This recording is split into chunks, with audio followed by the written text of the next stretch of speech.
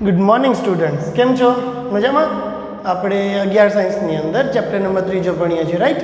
હવે એની અંદર જ આગળ આપણે થોડુંક વધારીએ તો આવૃત બીજધારી વનસ્પતિ વિશે આપણે જે વાત ચાલુ હતી એને જ આપણે આગળ વધારવાની થાય છે। આવૃત બીજધારી વનસ્પતિની અંદર પ્રજનનની પ્રક્રિયા કેવી રીતે થાય, આજનો આપણો ટોપિક શું થશે? આવૃત બીજધારી વનસ્પતિમાં થતી પ્રજનનની ક્રિયા। આવૃત બીજધારી વનસ્પતિ કેવી રીતે પ્રજનનની પ્રક્રિયા કરે છે એ વિશે આજે આપણે જોશું। तो आवृत बीजधारी वनस्पति अंदर प्रजनन की प्रक्रिया बे सजीवों बे रचना द्वारा थाय। एक थाशे परागरज अने बीजू थाशे अंडक। परागरज अने अंडक आ बंने रचनाओं एवी छे के जे आवृत बीजधारी वनस्पति में प्रजनन की प्रक्रिया साथे संकळायेली छे। ओके, परागरज क्यां उत्पन्न थाय? तो के परागरज परागाशय में उत्पन्न थाय।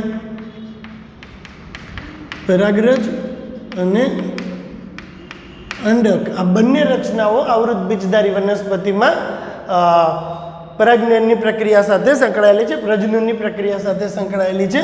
परागरज परागाशय में उत्पन्न थाय अने अंडक छे ई बीजाशय में उत्पन्न थाय।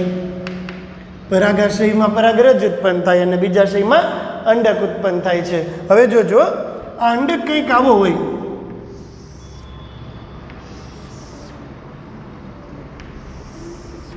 आने कहेवाय अंडनाल, आने कहेवाय अंडावरणों,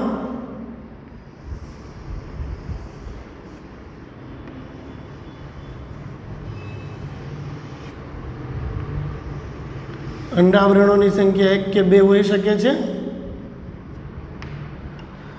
ओके, जोजो आने कहेवाय अंडछिद्र, आने कहेवाय अंडतल, आने कहेवाय अंडावरण, आने कहेवाय प्रदेह। एनी अंदर भ्रूणपुट आवेलुं होय। प्रदेहनी अंदर आवेली एक रचना होय, आ रचनाने कहेवाय भ्रूणपुट। शुं कहेवाय ए रचनाने? भ्रूणपुट तरीके ओळखवामां आवे छे। तो आ भ्रूणपुट होय ने एनी अंदर शुं शुं होय? भ्रूणपुटनी रचना आपणे विचार करीए ने तो भ्रूणपुटनी अंदर आ भ्रूणपुट एक्चुअल में 8 कोषो अने 7 कोष केंद्रनी बनेली रचना होय। एनी अंदर छे ने 3 कोष केंद्र जे बीजांड तल तरफ गोठवायेला होय ने एने प्रतिध्रुवीय कोषो कहेवाय। शुं कहेवाय एने? प्रतिध्रुवीय कोषो। एक कोष केंद्र 3 कोष केंद्र के जे बीजांड छिद्र तरफ गोठवायेला छे, अहींया गोठवायेला होय। जोजो एमांथी एक अंडकोष होय अने बाजुना 2 सहायक कोष होय। आने अंड प्रसाधन कहेवाय। अने 1-2 कोष केंद्र के जे भ्रूणपुटना मध्यमां गोठवायेला होय आने द्वितीय कोष केंद्र कहेवाय। ओके, शुं कहेवाय आने? द्वितीय कोष केंद्र। एक वखत आने जो झूम करी अने अहींया पाछुं ड्रो करूं अने बधा एना नाम लखूं। समजजो, आ भ्रूणपुट छे। भ्रूणपुटनी अंदर बीजांड तल तरफ 3 कोष केंद्र गोठवायेला होय एने कहेवाय प्रतिध्रुवीय कोष।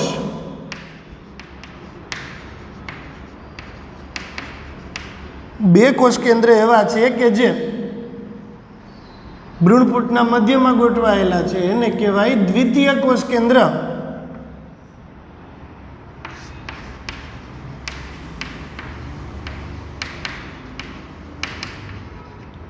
अने 3 कोष केंद्र के जे भ्रूणपुट में नीचेनी साइड में बीजांड छिद्र तरफ गोठवायेला होय एमांथी एक अंडकोष होय ने 2 सहायक कोष होय। आ अंडकोष अने आ 2 सहायक कोष, आ बंने रचनाओं भेगी थई ने तो एने अंड प्रसाधन कहेवाय। शुं कहेवाय एने? अंड प्रसाधन कहेवामां आवे छे।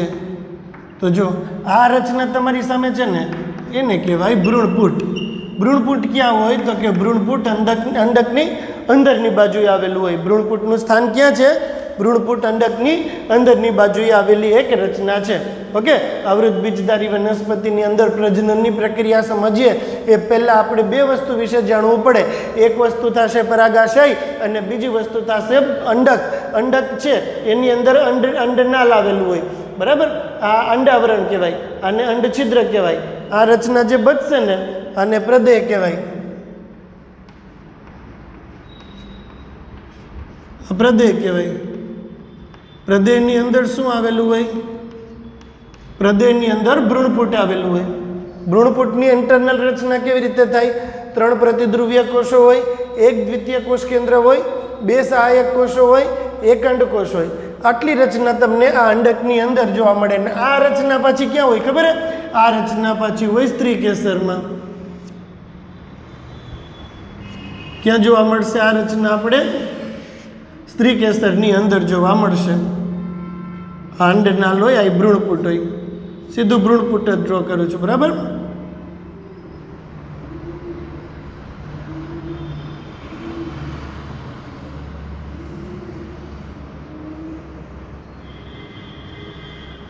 આ અંડક આ રીતે ક્યાં આવેલો હશે? આ પ્રકારે અંડક આવેલો હોય ભ્રૂણપુટમાં. બીજાશયની અંદરની બાજુએ આ પ્રકારે અંડક આવેલો છે, રાઈટ. હા, એની અંદર શું શું જોવા મળે છે? તો કે ભાઈ એની અંદર તો ઘણી બધી રચનાઓ હોય. હા, આ એક અંડકોષ છે, પછી 2 સહાયક કોષો છે, 2 સહાયક કોષો છે, પછી 3 પ્રતિધ્રુવીય કોષો છે, 1 દ્વિતીય કોષ કેન્દ્ર છે. આ રચના જો તમને પહેલાં ખાલી એકલો અંડકની આકૃતિ મેં કીધી, પછી અંડકની અંદર ભ્રૂણપુટ કેવું હોય એ આકૃતિ કીધી. આ વસ્તુ કેની અંદર હોય? આ વસ્તુ સ્ત્રી કેસરની અંદર હોય. આ પરાગાસન, પરાગવાહિની અને આ રચનાને બીજાશય કહેવાય. હવે શું થશે જોજો. હવે આ આખી રચના પૂરી થઈ ગઈ. પરાગાશય હતું, એની અંદર પરાગરજ ઉત્પન્ન થાય. પરાગાશય છે એની અંદર પરાગરજ ઉત્પન્ન થાય. આ પરાગરજ હોય, પરાગરજ ઉઠતી હોય એમને હવાની અંદર.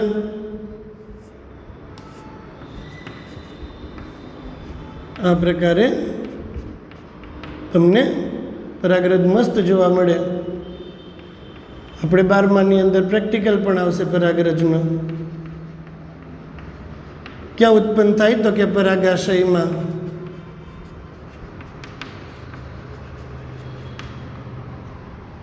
રાઈટ. હવે જોજો, પેલા પુંકેસરનું પરાગાશય હતું, એની અંદરથી પરાગરજ ઉત્પન્ન થયું. સ્ત્રી કેસરમાં બીજાશય હોય. પુંકેસરની અંદર શું હોય? પરાગાશય હોય. એમાં શું ઉત્પન્ન થાય?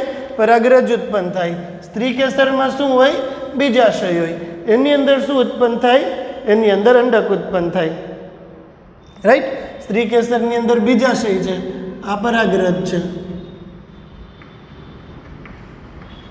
પરાગરજ 2 પ્રકારની હોય, લીસીય હોય અને કાંટાળીય હોય. આ પરાગરજ કાંટાળી થશે.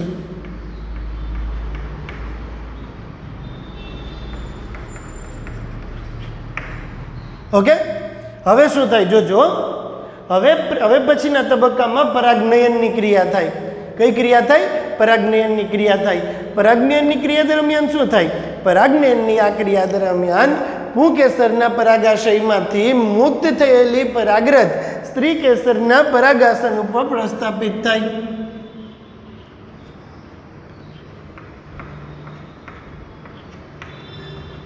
હવે પરાગનયનની પ્રક્રિયા થઈ. પેલા ભ્રૂણપુટ ક્લિયર બધાને? પરાગરજ છે, જોજો ફરીથી એકવાર, પુષ્પ છે એ આવૃત બીજધારી વનસ્પતિનું મુખ્ય પ્રજનન અંગ છે. તે પુંકેસર અને સ્ત્રીકેસર જેવી રચનાઓ ધરાવે છે. પુંકેસરમાં તંતુ, પરાગાશય અને યોજી એવા 3 ભાગો હોય, જેમાંથી પરાગાશય છે એની અંદર પરાગરજ ઉત્પન્ન થાય. સ્ત્રીકેસર 3 ભાગો ધરાવે: પરાગાસન, પરાગવાહિની અને બીજાશય. બીજાશયના પોલાણમાં અંડક હોય. અંડકની અંદર જે એક પરિપક્વ થયેલો માદાજન્યુ હોય ને એને આપણે ભ્રૂણપુટ તરીકે ઓળખીએ છીએ. અંડકની અંદર ભ્રૂણપુટ હોય. હવે શું થયું? હવે પરાગનયનની પ્રક્રિયા થઈ. કઈ પ્રક્રિયા થઈ? પરાગનયનની પ્રક્રિયા થઈ. એટલા માટે પુંકેસરના પરાગાશયમાંથી મુક્ત થયેલી પરાગરજ સ્ત્રી કેસરના પરાગાસન ઉપર પ્રસ્થાપિત થાય. કઈ પ્રક્રિયા દરમિયાન? પરાગનયન. પરાગનયનની પ્રક્રિયા દરમિયાન પુંકેસરના પરાગાશયમાંથી સ્ત્રી કેસરના પરાગાસન ઉપર પરાગરજ પ્રસ્થાપિત થાય. હવે જો પરાગરજ તો અહીંયા છે અને એને ફલન કરવા માટે જે અંડકોષ છે ને એ તો છે આટલો બધો આગો છે. પરાગરજ છે એ કાંઈ ચલિત ન હોય, પરાગરજ પોતાની જાતે આગળ જઈ શકે નહીં. તો પરાગરજને અહીંયાથી અહીંયા કોણ પહોંચાડે? પરાગનલિકા પહોંચાડે. કોણ પહોંચાડે? પરાગનલિકા પરાગરજને પરાગાસનમાંથી છે બીજાંડ છિદ્ર સુધી પહોંચાડે છે. તો પહેલાં પરાગનયનની પ્રક્રિયા થઈ ગઈ એટલે પરાગાશય છે એ પરાગરજ છે પરાગાશયમાંથી પરાગરજ પરાગાસન ઉપર પ્રસ્થાપિત થઈ ગઈ. આ પ્રક્રિયાને પરાગનયન કહેવાય. પરાગનયન થાય ને તો અહીંયા જો અનુકૂળ પરિસ્થિતિ સર્જાય ને તો પરાગરજનું અંકુરણ થાય. પરાગનયનની પ્રક્રિયાના અંતે જો અનુકૂળ પરિસ્થિતિનું સર્જન થાય, પરાગનયનની પ્રક્રિયાના અંતે જો અનુકૂળ પરિસ્થિતિનું સર્જન થાય તો પરાગનલિકા નીકળે. આ પરાગનલિકા પરાગવાહિનીમાંથી પસાર થાય અને છેક બીજાશય સુધી પહોંચે છે. પુંકેસરના પરાગાશયમાંથી સ્ત્રી કેસરના પરાગાસન ઉપર પરાગનલિકા પહોંચે. પરાગનલિકા પહોંચે. આ પરાગનલિકા છે છેક બીજાંડ છિદ્ર સુધી પહોંચે. રાઈટ? ક્યાં સુધી પહોંચી ગઈ પરાગનલિકા? છેક બીજાંડ છિદ્ર સુધી પરાગનલિકા પહોંચી જાય છે. રાઈટ? ફરીથી પરાગનયનની પ્રક્રિયા થઈ તો પુંકેસરના પરાગાશયમાંથી સ્ત્રી કેસરના પરાગાસન ઉપર પરાગરજનું વહન થાય. પરાગનયનની પ્રક્રિયા થાય ત્યારે પુંકેસરના પરાગાશયમાંથી સ્ત્રી કેસરના પરાગાસન ઉપર પરાગરજનું વહન થાય. વહન થાય તો પરાગરજ પરાગાસન ઉપર પ્રસ્થાપિત થાય. પરાગાસન ઉપર પ્રસ્થાપિત થયેલી આ પરાગરજને જો અનુકૂળ પરિસ્થિતિ પ્રાપ્ત થાય તો પરાગરજનું અંકુરણ થાય. અને જો પરાગરજનું અંકુરણ થાય તો પરાગનલિકા પરાગનલિકા બહાર આવે જે પરાગવાહિનીમાંથી પસાર થઈ અને છેક બીજાંડ છિદ્ર સુધી પહોંચે છે. ક્યાં સુધી પહોંચે છે? બીજાંડ છિદ્ર સુધી પહોંચે છે.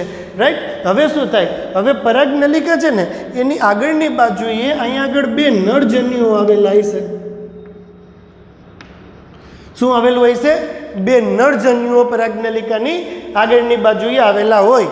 હવે જોજો, હવે પરાગનલિકાના ટોચના ભાગનું વિલીનીકરણ થાય અને સાથે સાથે સહાયક કોષોનું વિઘટન થાય. પરાગનલિકાના ટોચના ભાગનું વિલીનીકરણ થાય. બરાબર? હવે આ પરાગનલિકા છે ને એકચ્યુઅલમાં સહાયક કોષમાં જાય. પરાગનલિકા કેમાં જશે? સહાયક કોષમાં જાય. સહાયક કોષોનું અને આ બે નળજન્યુ હતા ને એને સહાયક કોષોની અંદર મુક્ત કરી દે. પરાગનલિકા ક્યાં ગઈ?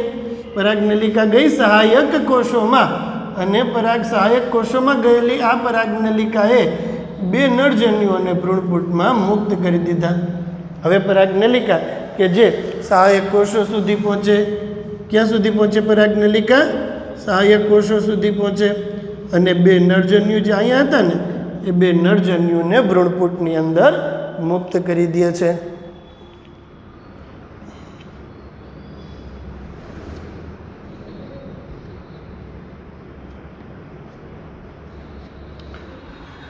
ઓકે, તો બે નળજન્યુ હતા ને એ અહીંયા ભ્રૂણપૂટની અંદર મુક્ત થઈ ગયા. આ બે નળજન્યુ છે, આ એક અને આ બીજો. આ બે શું છે? તો કે આ બે છે નળજન્યુ. આને શું કહેવાય? આને કહેવાય દ્વિતીયક કોષ કેન્દ્ર. આને શું કહેવાય? આને કહેવાય અંડકોષ. ઓકે, તો આ બે નળજન્યુ હતા. એ પહેલાં શું થયું? ફરીથી એક વખત અહીંથી અહીં સુધી હું આવું કે ભાઈ પરાગનયનની પ્રક્રિયા થાય ત્યારે પરાગાશય, જ્યારે પરાગાશય પુખ્ત થઈ જાય ને એટલે પરાગાશયનું સ્ફોટન થાય. પરાગાશયનું સ્ફોટન થાય એટલે પરાગરજ મુક્ત થાય. મુક્ત થયેલી પરાગરજ પરાગાસન ઉપર પ્રસ્થાપિત થાય. આ પ્રક્રિયાને પરાગનયન કહેવાય. પરાગનયનની પ્રક્રિયાના અંતે પરાગરજ છે એને જો અનુકૂળ પરિસ્થિતિ પ્રાપ્ત થશે તો પરાગરજનું અંકુરણ થાય. પરાગરજનું અંકુરણ થાય તો પરાગનલિકા નીકળે. આ પરાગનલિકા પરાગવાહિનીમાંથી પસાર થાય છેક બીજાંડ છિદ્ર સુધી પહોંચે. ક્યાં સુધી પહોંચે? બીજાશયમાં આવેલા બીજાંડ છિદ્ર સુધી આ પરાગનલિકા પહોંચે છે. હવે પરાગનલિકા છે ને એ સહાયક કોષની અંદર દાખલ થઈ જાય. ક્યાં દાખલ થઈ જાય? સહાયક કોષની અંદર દાખલ થઈ જાય. ને બે નળજન્યુ હતા ને એને ભ્રૂણપૂટની અંદર, જો આ ભ્રૂણપૂટ છે તો એની અંદર બે નળજન્યુઓને મુક્ત કરી દીધા. ક્યાં મુક્ત કરી દીધા? બે નળજન્યુઓને ભ્રૂણપૂટની અંદરની બાજુએ 2 નરજન્યુઓને મુક્ત કરી દેવામાં આવે છે. હવે શું થશે જોજો.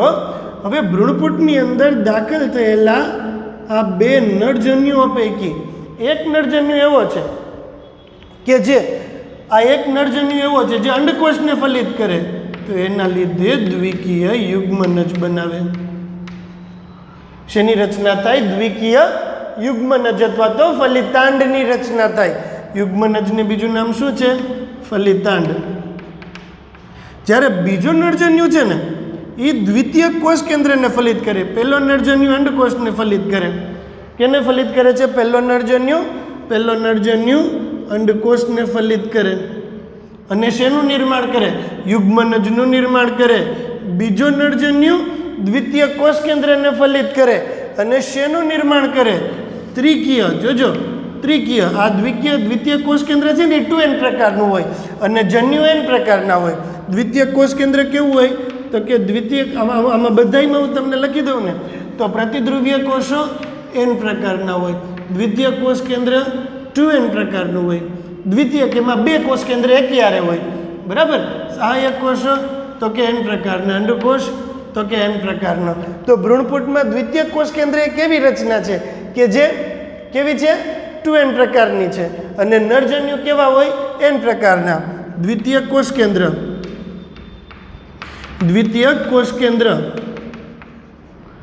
2n પ્રકારનું, નરજન્યુ n પ્રકારનું, એટલા માટે ભ્રૂણપોષ હોય ને એ 3n પ્રકારના થાય. 2 ને 1 3n. હવે અંડકોષ તો કે અંડકોષ n પ્રકારનો, નરજન્યુ n પ્રકારનો, એટલા માટે યુગ્મનજ 2n પ્રકારનું થાય. બરાબર. ફરીથી પરાગનયનની પ્રક્રિયા થાય. અહીંયા 3n પ્રકારનું પ્રાથમિક ભ્રૂણપોષ કોષ કેન્દ્ર બનાવશે. બરાબર. અહીંયા સુધી પાછા આવીએ. જોજો, એકદમ સિમ્પલ, એકદમ ધીમે ધીમે બોલું છું. પરાગનયનની પ્રક્રિયા થાય ત્યારે પુંકેસરના પરાગાશયમાંથી સ્ત્રીકેસરના પરાગાસન ઉપર પરાગરજનું વહન થાય. જ્યારે પરાગનયનની પ્રક્રિયા થાય ત્યારે પુંકેસરના પરાગાશયમાંથી સ્ત્રીકેસરના પરાગાસન ઉપર પરાગરજનું વહન થાય. વહન પામીને આવેલી પરાગરજને જો અનુકૂળ પરિસ્થિતિ પ્રાપ્ત થાય તો પરાગરજનું અંકુરણ થાય. પરાગરજનું અંકુરણ થાય તો પરાગનલિકા નીકળે. આ પરાગનલિકા પરાગવાહિનીમાંથી પસાર થાય, છેક બીજાંડ છિદ્ર સુધી પહોંચે. હવે આ પરાગનલિકા સહાયક કોષોના કોષ આ દરમિયાન 2 નરજન્યુઓનું નિર્માણ પરાગનલિકાની અંદરની બાજુએ થાય છે. હવે આ પરાગનલિકા સહાયક કોષોના કોષ કેન્દ્રમાં દાખલ થાય. હવે આ પરાગનલિકા ક્યાં દાખલ થઈ? હવે આ પરાગનલિકા દાખલ થઈ સહાયક કોષોના કોષ કેન્દ્રમાં. ક્યાં દાખલ થઈ આ પરાગનલિકા? સહાયક કોષોના કોષ કેન્દ્રમાં દાખલ થાય અને આ પરાગનલિકા છે એ 2 નરજન્યુઓને ભ્રૂણપૂટમાં મુક્ત કરી દે છે. ભ્રૂણપૂટમાં મુક્ત થયેલા આ 2 નરજન્યુઓ પૈકી એક નરજન્યુ એવો છે જે અંડકોષને ફલિત કરે અને દ્વિકીય યુગ્મનજ બનાવે. અંડકોષ n પ્રકારનો હતો, નરજન્યુ n પ્રકારનો, એટલે યુગ્મનજ 2n દ્વિકીય પ્રકારનું હોય. ઓકે. ભ્રૂણપૂટની અંદર આવેલા અલગ અલગ પ્રકારના કોષો અલગ અલગ રંગસૂત્રીય બંધારણ ધરાવે, જેમાંથી દ્વિતીય કોષ કેન્દ્ર છે ને એ 2n પ્રકારનું હોય. કેવું હોય? દ્વિતીય કોષ કેન્દ્ર 2n પ્રકારનું હોય. તો 2n પ્રકારનું દ્વિતીય કોષ કેન્દ્ર n પ્રકારના નરજન્યુ દ્વારા જ્યારે ફલિત થાય ત્યારે પ્રાથમિક ભ્રૂણપોષ કોષ કેન્દ્ર બનાવે. આ પ્રાથમિક ભ્રૂણપોષ કોષ કેન્દ્ર 3n પ્રકારનો ત્રિકીય હોય છે. ઓકે. આમ 2 રચનાઓ, એટલે કે એક રચના અંડકોષ અને બીજી રચના દ્વિતીય કોષ કેન્દ્ર, બંને રચનાઓનું ફલન થાય ને એટલા માટે આવા ફલનને બેવડ ફલન કહેવામાં આવે છે. અંડકોષ અને દ્વિતીય કોષ કેન્દ્ર એ બંને રચનાઓનું ફલન થતું હોવાથી અંડકોષ અને દ્વિતીય કોષ કેન્દ્ર આ બંને રચનાઓનું ફલન થતું હોવાથી આ ફલનને બેવડ ફલન કહેવામાં આવે છે. આવૃત બીજધારી વનસ્પતિની આ લાક્ષણિકતા છે. ભવિષ્યમાં યુગ્મનજ છે ને એનો વિકાસ થશે ને ત્યારે ભ્રૂણ બનશે, એમાંથી બીજ બનશે ભવિષ્યમાં, અને પ્રાથમિક ભ્રૂણપોષ કોષ કેન્દ્ર છે ને એ ભવિષ્યમાં ભ્રૂણપોષનું નિર્માણ કરશે. ભ્રૂણપોષ વળી આપણા માટે એક નવો શબ્દ આવ્યો. ભ્રૂણ એટલે તો સમજીએ કે એમાંથી ભવિષ્યમાં ગર્ભ અથવા તો બીજની રચના થશે. ભ્રૂણપોષ એટલે શું? ભ્રૂણપોષ એટલે કે એક એવી રચના કે જે ભ્રૂણને પોષણ પૂરું પાડે છે. ભ્રૂણપોષ એટલે શું? ભ્રૂણપોષ એટલે ભ્રૂણને પોષણ પૂરું પાડતી રચના. ભ્રૂણપોષ એટલે શું? ભ્રૂણપોષ એટલે ભ્રૂણને પોષણ પૂરું પાડતી એક રચના છે. ઓકે, તો આ આવૃત બીજધારી વનસ્પતિની અંદર તમને આ બધી રચનાઓ જોવા મળે છે. અહીંયા બેવડા ફલનની વાત કરી. ભ્રૂણપોષ એટલે શું? તો કે જો યુગ્મન જ છે એ તો એક કોષીય રચના હોય, તો એક કોષીય રચના હોય એમાંથી આખા સજીવનું નિર્માણ કરવું છે. જ્યાં સુધી વનસ્પતિ પ્રથમ પર્ણનું નિર્માણ નહીં કરે, જ્યાં સુધી વનસ્પતિની અંદર હરિતકણ એસ્ટાબ્લિશ નહીં થાય, ત્યાં સુધી એને ઉર્જા તો કોકે પૂરી પાડવી પડશે ને. આ ઉર્જા કોણ પૂરું પાડે છે? આ ઉર્જા ભ્રૂણપોષ પૂરી પાડે છે. કોણ પૂરું પાડે છે આ ઉર્જા? ભ્રૂણપોષ પૂરું પાડે છે. ભ્રૂણપોષ એટલે શું? તો કે એક એવી રચના કે જેને અંતર્ગત વિકાસ પામતા ભ્રૂણને પોષણ પૂરું પાડવામાં આવે છે. એક એવી રચના કે જેને અંતર્ગત વિકાસ પામતા ભ્રૂણને પોષણ પૂરું પાડવામાં આવે છે તેને ભ્રૂણપોષ તરીકે ઓળખવામાં આવે છે. ઓકે, ભ્રૂણપોષ એક એવી રચના છે કે જે વિકાસ પામતા ભ્રૂણને પોષણ પૂરું પાડે છે. તો જ એમાંથી ફડુગો ફૂટે, તો જ એમાંથી પ્રથમ પર્ણ બને. ઓકે, તો અહીંયા આપણે આવૃત બીજધારી વનસ્પતિમાં ફલનની ઘટના જોઈ. ફલન જોયું, બરાબર. યુગ્મનજનું નિર્માણ, ફલન, રાઈટ. આ પ્રકારે આવૃત બીજધારી વનસ્પતિ માં આ ઘટના જોવા મળે. આવૃત બીજધારી વનસ્પતિની અંદર અંડક હોય ને, અંડકમાંથી બીજ બને અને બીજાશયમાંથી ફળ બને છે. આવૃત બીજધારી વનસ્પતિમાં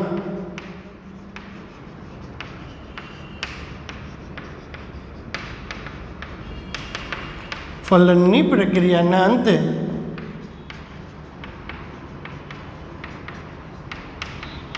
અંડકમાંથી બીજ અને બીજાશયમાંથી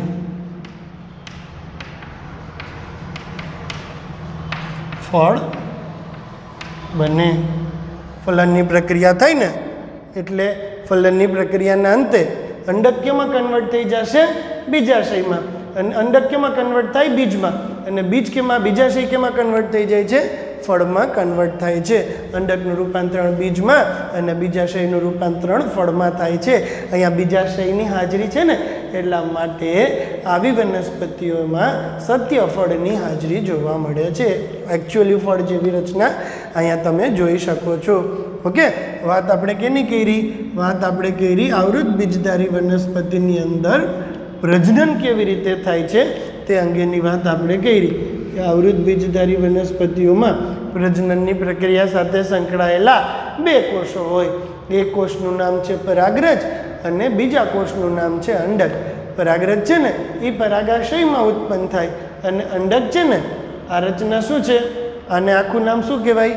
આને કહેવાય અંડક.